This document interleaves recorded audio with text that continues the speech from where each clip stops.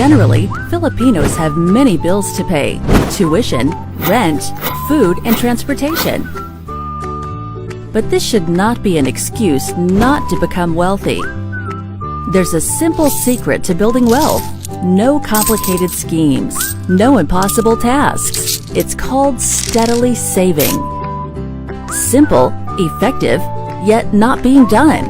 Why? Research shows that from over 100 million in population, only 4 out of 10 Filipinos have savings. Of these 4 people, only 32% have bank accounts.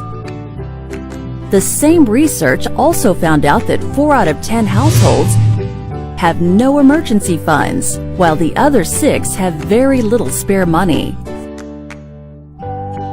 4 out of 10 Filipinos spend more than what they earn. Sounds familiar? The others save the little amount left after all their expenses. Most Filipinos are not ready for retirement. By the year 2040, 20 million Filipinos are retirees, which is about 16% of the whole population. 7 out of 10 of these retirees will depend on the meager government pensions like SSS or GSIS funds, which cannot even catch up with inflation. Sadly, most of our senior citizens will be dependent on their children financially when they retire. This puts an additional financial burden on the children, who have their own bills and expenses to take care of. This is a daunting, vicious cycle. Many financial products and services are available to us today.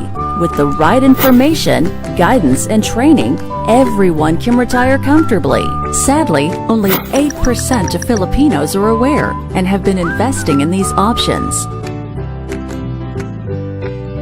It all starts with steadily saving.